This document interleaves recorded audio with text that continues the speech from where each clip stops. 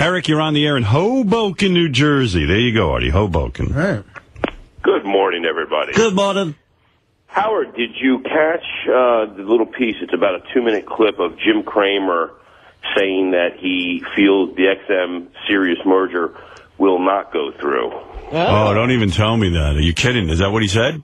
I got it lined up. It's like I got 16 seconds of it lined up. Yeah, sure. I'd like to hear that. Hold on. Bear with me.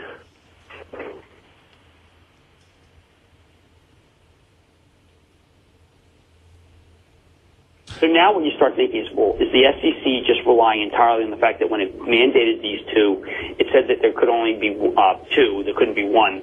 And if that's the case, then you start saying, okay, well, look, what's clear is that the terrestrial radio people, regular radio, through Congress has put so much pressure on Martin, Kevin Martin, the guy who runs the FCC, that maybe the deal doesn't get done. And what I'm pointing out is that the one thing that XM and Sirius have not argued, because they always want to claim they're viable without merger, is that one of them's going to go under if the deal isn't approved. And I think that's, when you look at the balance sheet, look at the payments that XM has coming up, it looks like XM will go under.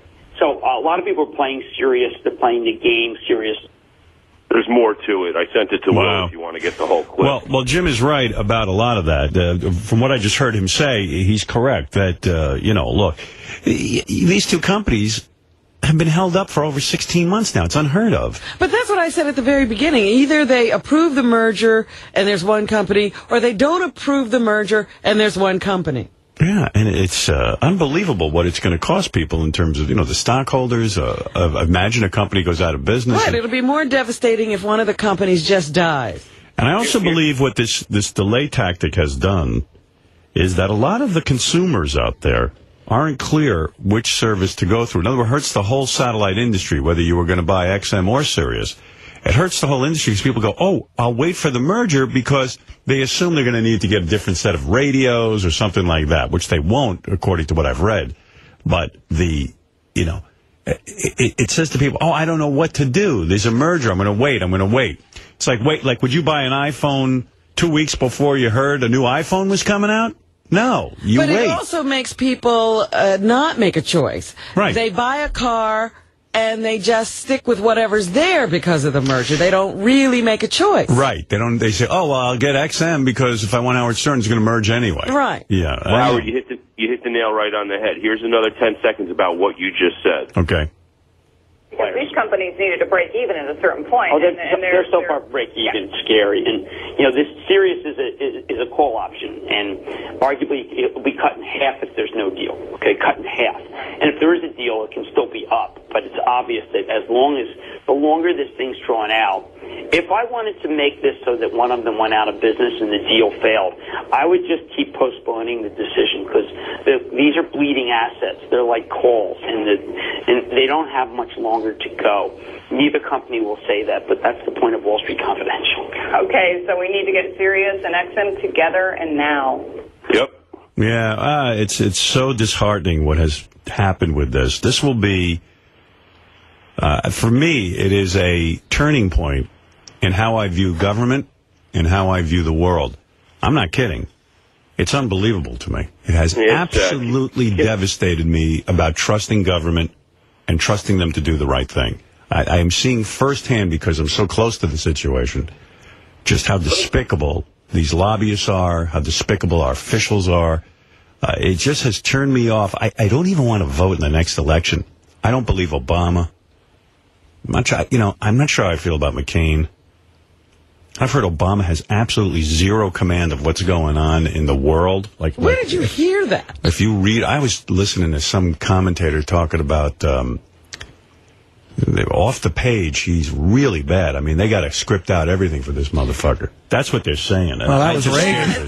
Well, they say a lot of things about a lot of people. They said that about Reagan. That's true. Howard, before you get into a bunch of political bullshit talk, I won't bring up something about Beth, the beautiful Beth, though. Sure. If Beth asked you to pick a girl for her to make out with, who would you want to see your beautiful Beth O making out with? I would like to see beautiful Beth O making out with the girl on page... Hold on, it's a good question. In your prayer book. The page 11 on the New York Post today.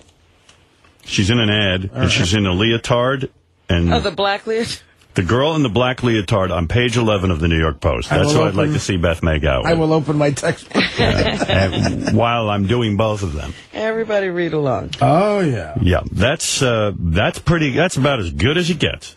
If you got the New York Post, page 11. Did you ever lick Beth O's ass? You know, she won't let me. I would do How it. does she stop you? I said, well, she stops me. She's a fighter, that one. He says, stop, you bastard. She thinks that's bad. Like, in other words, that'll turn me off. But you're the one going for it. I want it.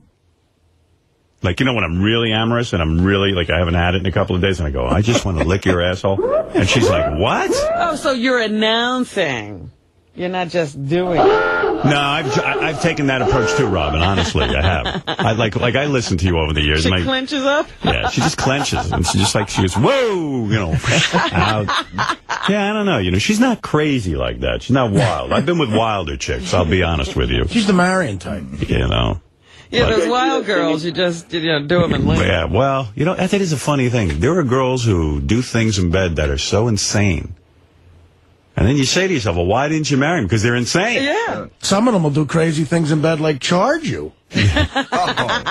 Never marry those girls. But I bet the ones that charge you do a real good job. Oh, yeah, I'm not saying they don't earn the money. Oh, you can do anything to those girls. Oh, yeah. Hey, Howard, did you guys do the Cindy Margolis thing yet? Today. Ah. Oh, is that today? And are those guys showing up? So Double A will be here live to win Cindy's heart?